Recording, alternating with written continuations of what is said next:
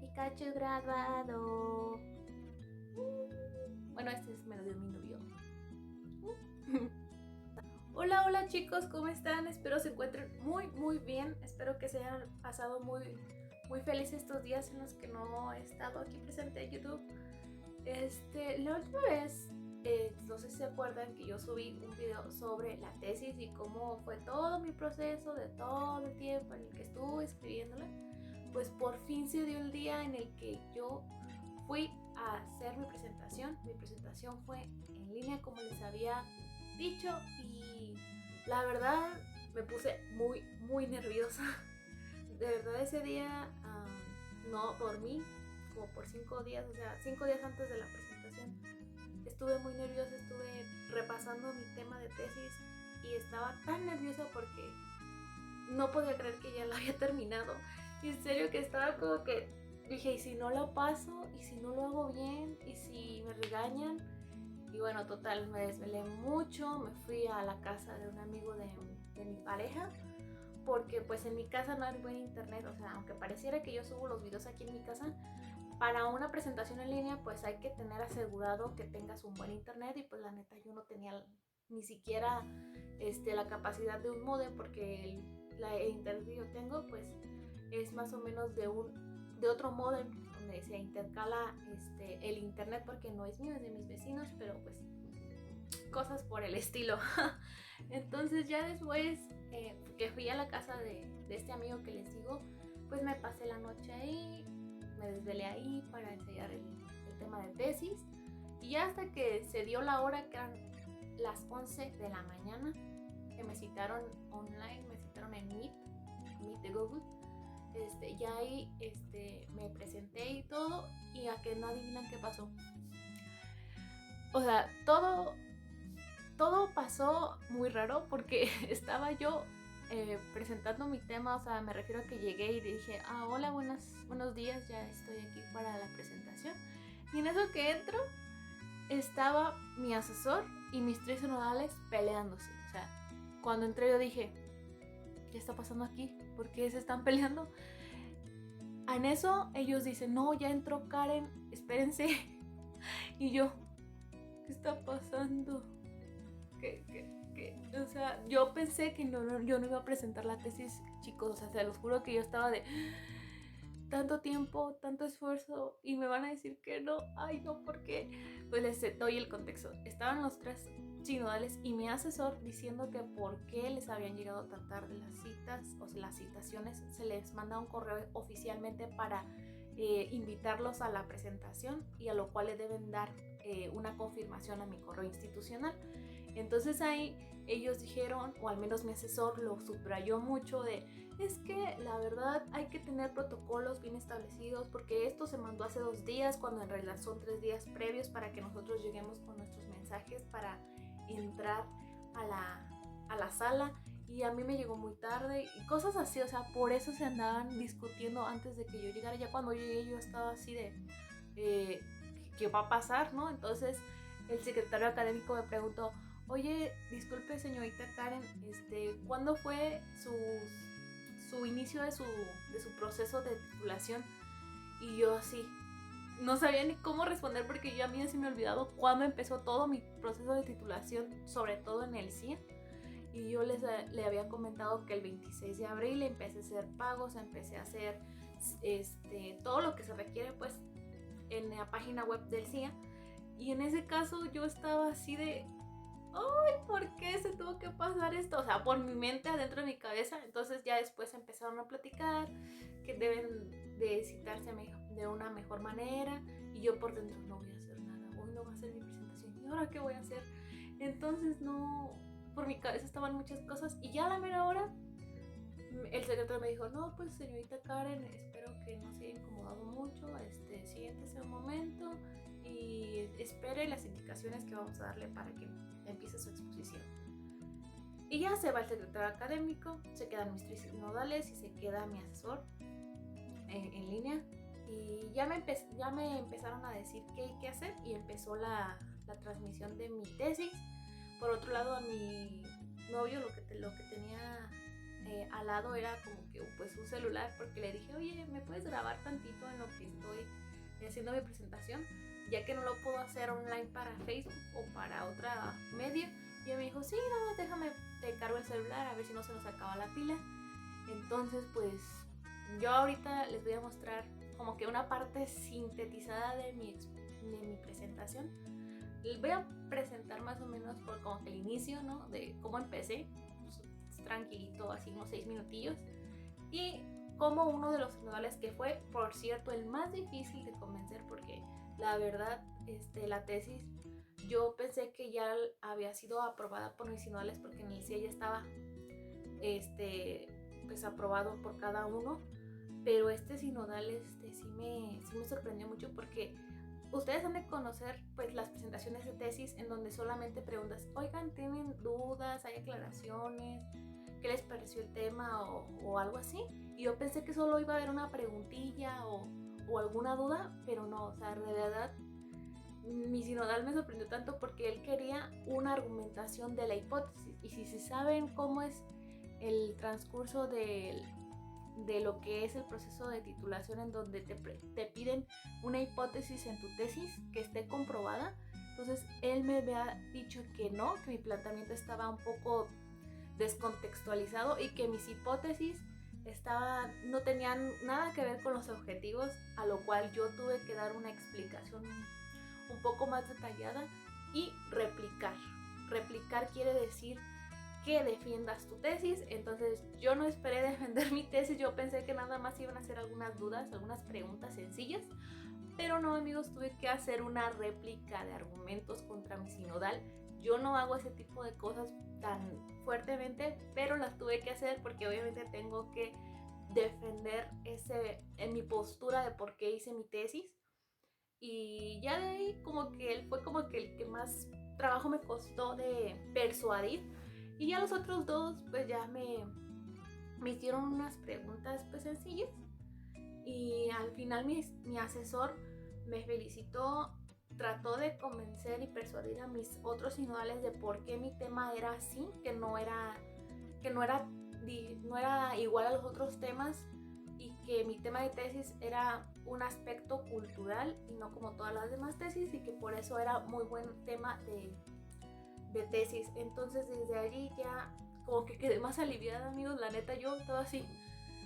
Y al lado mi novio también escuchando todo lo que me estaban diciendo, lo que yo estaba diciendo, las preguntas que me estaban haciendo. Y ya desde ahí, o sea, la verdad yo pensé que ese día no iba a presentar la tesis, se los juro, estaba así como que, ¿qué voy a hacer? Pero al final lo terminé pues bien. De verdad yo hasta me sorprendo porque la verdad yo veo mi video y la verdad sí me quedo así como que sorprendida de que no paraba de hablar y como que cada palabra iba coherente a la otra. Yo la verdad estaba muy nerviosa y de hecho yo pensé que me iba a salir muy mal porque porque a pesar de que tenía mucho tiempo de ensayándola, de todos modos como que me trababa y se me iban las ideas. Y bueno, en fin, ya al final les digo, se presentó todo como tenía que ser y pues se quedó así. Espero les haya gustado este mini cortito. Ya ahorita les paso lo que es mi presentación en sí. Y espero que vean a ver qué me comentan de cómo está mi presentación de tesis. Que es importante comprender qué tipo de demandas existían, cómo era la elección de pareja y cómo se conformaba la familia. Los objetivos de mi investigación, en primer lugar, va a ser el análisis del matrimonio, qué papel jugaba dentro de los tribunales y cómo es que los tribunales tenían acceso a ese tipo de información, cómo es que lo legislaban, cómo es que lo reglamentaban.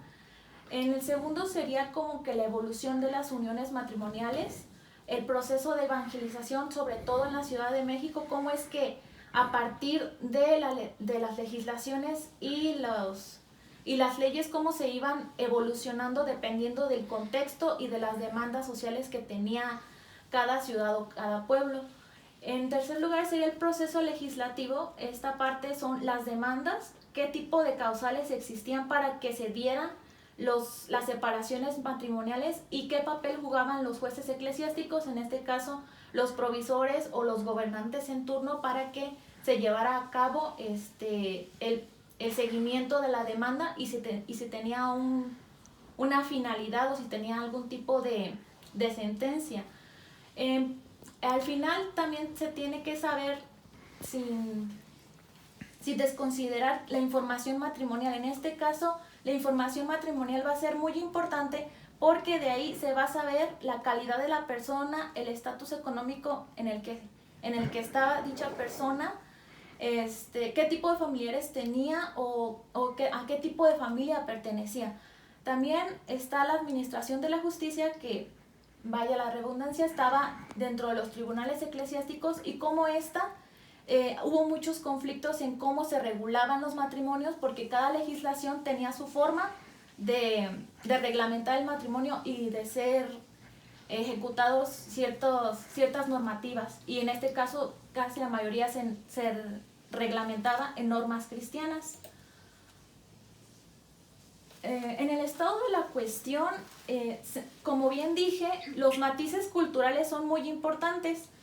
En este caso se va a girar en cuanto a la línea historiográfica de lo que es la historia de las mentalidades. En este caso sería el autor Le Goff al que utilicé para analizar mi investigación en cuanto a lo cotidiano y las costumbres, como vengo diciendo.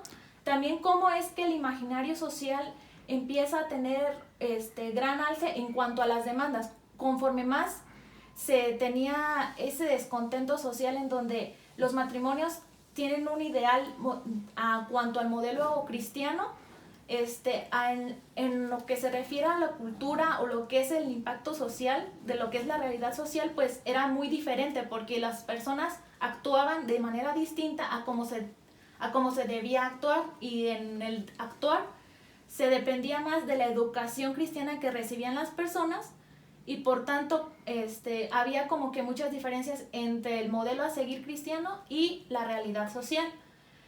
Tenemos a Pilar Consalvo como una autora, una investigadora que hace ese tipo de investigaciones, y me baso en ella más que nada en la vida cotidiana de la Ciudad de México y cómo hace hincapié en la formación de las familias.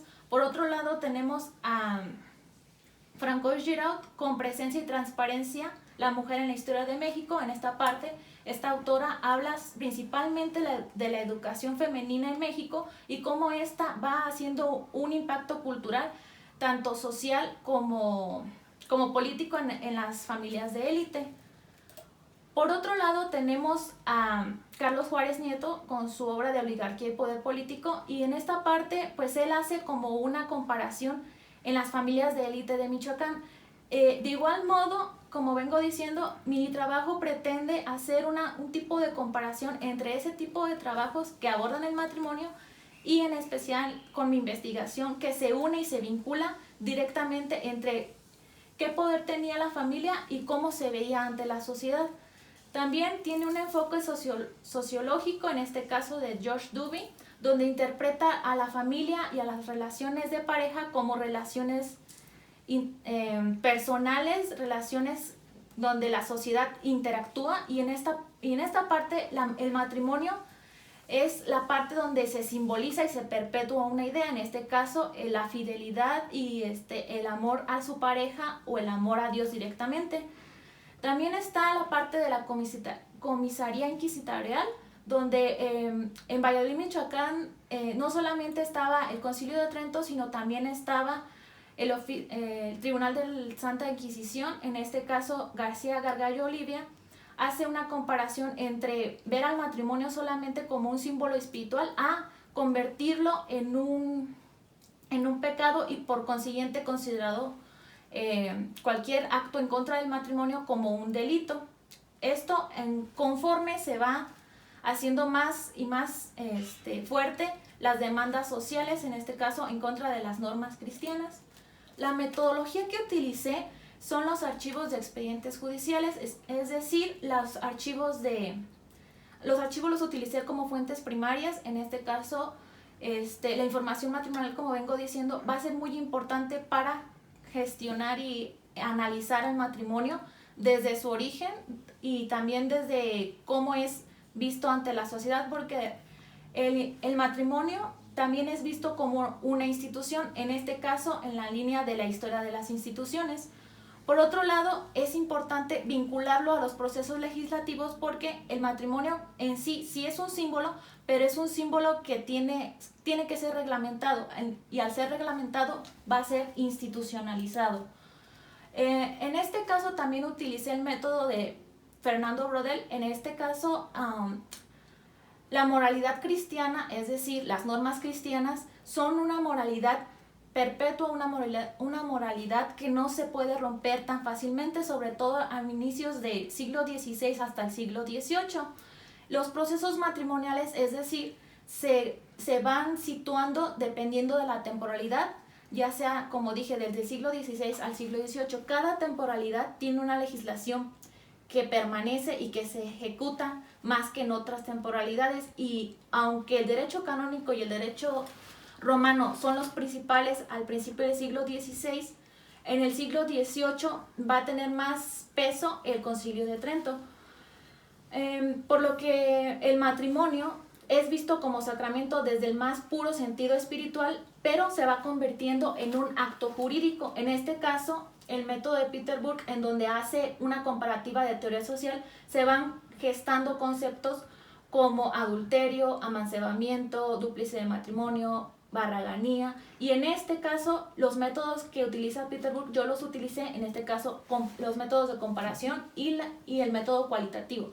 El de comparación, en todas las legislaciones hay que comparar que cada legislación tiene su forma de actuar conforme al matrimonio, y el cualitativo, en este caso los valores y la calidad de la persona son partes importantes para insertarlos en el método cualitativo. En la información matrimonial, como vengo diciendo, esto aparece principalmente en los archivos, en los expedientes judiciales y sobre todo en las cartas de los escribanos. Los escribanos tienen un papel muy importante, sobre todo en la vinculación de los tribunales y la gente, o sea, los pobladores de Nueva España. Al principio de las demandas, aunque no en todas, se da el origen del demandante, qué calidad de persona era, qué tipo de trabajo tenía o oficio, ya si era artesano, si era comerciante. Entonces de ahí se empezaba a desglosar la demanda, y también el demandante, de dónde venía, qué motivos lo llevó a tener cierta demanda, y si en algún caso tenía testigos. No hay que desconsiderar el hecho de que el juez eclesiástico también formaba parte importante en el momento en el que recibía la carta y a qué juez eclesiástico iba dirigida. Finalmente, en el documento se daba la fecha y la firma del provisor. En el marco teórico, como bien decía, los conceptos cristianos tenían una base muy firme, y era el de ser perpetuados durante generación en generación conforme las familias se iban gestando a partir de los primeros matrimonios. En este caso, las palabras adulterio, soltería, dote y débito conyugal son importantes. El adulterio es como que la palabra más sonada dentro de los archivos o dentro de las demandas. La importancia de la dote al principio, cuando se hacían promesas de matrimonio y cuando la mujer tenía esa capacidad o esa herencia familiar que le daba el padre, para que conforme tuviera un pretendiente de mayor calidad económica, se fuera con ese pretendiente y diera el dote como un medio de transferencia o de ¿cómo decirlo?, de calidad humana, como una persona que tiene o no, como en este caso la mujer. Y el débito conyugal se debía ya cuando se unían estas ciertas uniones matrimoniales y cómo era la convivencia tanto del hombre como la mujer. En este caso también están los foros de justicia, como vengo diciendo, donde los tribunales eclesiásticos serían todos aquellos tribunales en donde las personas iban a hacer sus demandas, pero en el ámbito puramente civil, y el Tribunal de Santo Oficio era más puramente a lo eclesiástico, a lo que se supone que tenían las normas cristianas de la Iglesia Católica, y en este caso eran mucho más rígidas que los tribunales eclesiásticos comunes, que eran para las personas ya sea tanto indígenas como mestizos o españoles. La disolución matrimonial se ve como una posibilidad nada más en el Tribunal del Santo Oficio.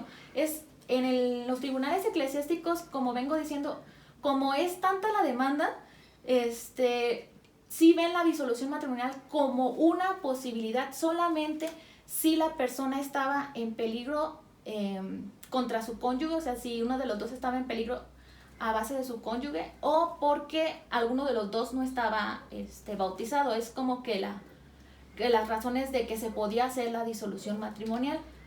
También en Nueva España había mucha demanda de violencia doméstica, por lo que hago uso del método inductivo-deductivo en cuanto es cuál es la razón o cuál es la causa de las separaciones matrimoniales. En este caso, como digo, hay una demanda alta de la violencia intrafamiliar y también por adulterio y concubinato.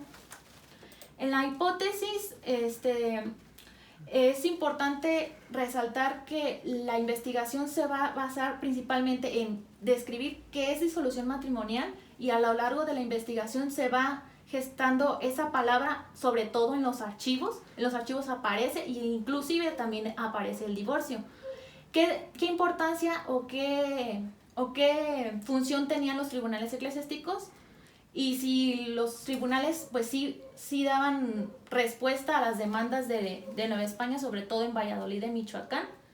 Y como venía diciendo, la importancia del sistema de... Aquí nada más habrá que hacer algunas precisiones muy puntuales para que el trabajo quede un poco más amarradito, más fuerte y más formal en ese sentido. Por ejemplo, en la cuestión metodológica,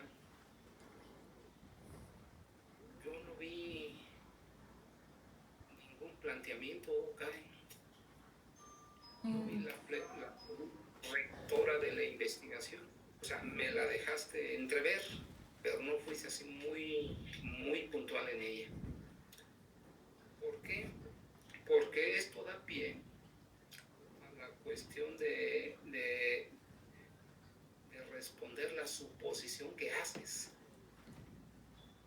Y esa suposición, a su vez, tienes que vertirla en las conclusiones.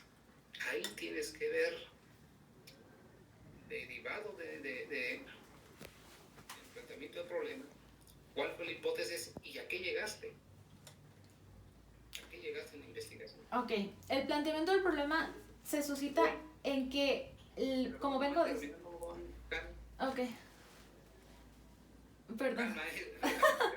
Sí, perdón. Y después, también en las conclusiones no me dejaste ver si habías cumplido los objetivos o no. Los objetivos son eso. Ahora, tú dijiste que era un trabajo cualitativo. En los trabajos cualitativos van propósitos, no van objetivos. ¿Sí? Esas son precisiones que habrá que considerar. Ahora, metámonos un poquito a lo que es el tema. El tema es muy interesante, desde luego, pero también vi algunas confusiones que tuviste en tu exposición en relación a que a veces utilizaban la palabra disolución y a veces utilizaban la palabra divorcio. La palabra divorcio, lo dijiste muy bien, son cuestiones del Estado. Y la cuestión disolución matrimonial es cuestión de la Iglesia. Y recuerda que la creación del registro civil se da a partir de 1857-62 con las llamadas reformas de Benito Juárez y eso. Entonces, ahí en el registro civil es cuando empieza a dar sus primeros asuntos, ¿no? Entonces, ahí también hay que ser muy precisos, ¿sí? Ahora, en relación a lo que yo quisiera que expusieras un poco, y te lo digo porque es interesante pues en este sentido. Tú hablaste de la cuestión de la disolución y a mí me llamó la atención mucho aquella escena donde Vicente Fox va al Vaticano, va con el Papa a pedir la disolución de su matrimonio para poderse juntar con la señorita Martita Sagún. Y tú también lo manejaste ahí, ¿eh? Por eso quiero que me digas cuáles son todos esos elementos, todos esos procesos que tenía que presentar la persona para llevar a cabo ese proceso de disolución. Tú me hablas de las cuestiones de concubinato, de violencia doméstica, pero ¿cómo convencer a los jueces de que esos eran, de que sí me estaba sucediendo esto? ¿Sí? La otra ahí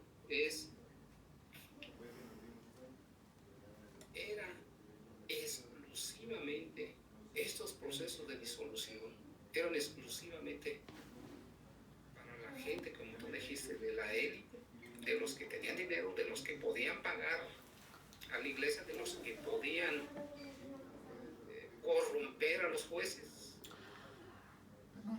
o cualquiera lo podría hacer violando una parte muy importante de lo que era la religiosidad que se vivía y que se desprendía precisamente de uno de los postulados de la Biblia. Lo que Dios une, lo puede desunir. Así fueran las causales que fueran. A ver, me gustaría que me explicaras un poquito ahí más el asunto, porque es muy interesante esto, Ana Karen. Ok, la disolución matrimonial se ve, como vengo diciendo, como una posibilidad. Entonces, si usted me permite explicarle cuál es el planteamiento del problema, que fue la primera pregunta que me dijo, el planteamiento es precisamente eso. El tema en general se va a tratar de cómo es que se suscita el concepto de divorcio eclesiástico y cuál es la diferencia con disolución matrimonial. Como usted viene diciendo, el divorcio eclesiástico, conforme la cultura religiosa, no se puede hacer, pero el divorcio eclesiástico se puede mandar, como usted dijo, a la sede papal, y dependiendo de lo que el papa diga, es lo que se va a ejercer sobre el provisorato, en este caso Valladolid de Michoacán, sobre todo en el siglo XVIII, y qué relación tiene el papa con el provisor. Entonces, el papa va a ver, según esto, cómo es que se va a disolver el matrimonio, o se va a hacer una separación matrimonial, porque, como vengo diciendo, las separaciones matrimoniales ya se vienen analizando en la línea historiográfica tradicional, pero por eso digo que mi trabajo en especial va enfocado a la cuestión cultural y a la cuestión de esa relación que se venía haciendo entre el papa y el provisor. Como usted viene diciendo, la élite o las familias de élite eran las que tenían más posibilidad de tener una disolución matrimonial. La disolución matrimonial, de diferencia del divorcio eclesiástico, el divorcio eclesiástico depende del papa y se da en ciertas situaciones. En este caso sería la violencia entre las dos personas, y si se consumó también el matrimonio, porque, como vengo diciendo, si el matrimonio no se consume, en algunas legislaciones, sobre todo Concilio de Trento y la Real Pragmática de 1776, si no se consume en el hecho de que tengan hijos, había la posibilidad de que se separaran. Entonces es ahí donde posiblemente a usted le sorprende el hecho de que exista la separación matrimonial, pero, como le digo, ya en las demandas, sobre todo en los archivos, es donde se sitúa las dos palabras, el divorcio y separación matrimonial. Entonces, para mí también fue interesante hacer este tema de investigación, precisamente desde el planteamiento del problema. Lo suscito como una línea a investigar. O sea, digamos que yo soy la primera en investigarlo, pero que sí se suscitó, y sobre todo en los archivos. Entonces de aquí los alcances de mi investigación, sobre todo en la hipótesis, es que los tribunales tuvieron su importancia en el momento de impartir justicia. Y aparte de que también se va vinculando el divorcio como como un nuevo concepto, como una nueva demanda a partir del siglo XVIII, y que ya estaban las otras demandas como era adulterio y concubinato. Las otras se analizan desde la infidelidad y desde que se separan por una cuestión de infidelidad, pero como vengo diciendo, la disolución matrimonial tiene que tener como causal el que esté en peligro la persona, o sea, el cónyuge que está demandando a su agresor, por ejemplo. Le digo, hay un caso en específico en mi investigación, en el capítulo 3, donde está un caso de una mujer que se va de la Ciudad de México porque su esposo lo violenta demasiado, y entonces ella pide que se haga un divorcio por esa razón, porque está en peligro su vida. Incluso se va trasladando desde su pueblo hasta Ciudad de México con su hermana. Entonces es ahí donde yo con las hipótesis... Bueno, si pudieron darse cuenta, les digo, mi sinodal era muy fuerte en cómo fue toda la exposición, sobre todo él, o sea, de verdad. Y acá entre nos, o sea, yo fui al archivo y él era el que me traía las cajas de archivo. Aunque yo creo que él no se acuerda que yo era la que iba a recoger o extraer la información de los archivos. Y fue el que más batalla argumental me dio.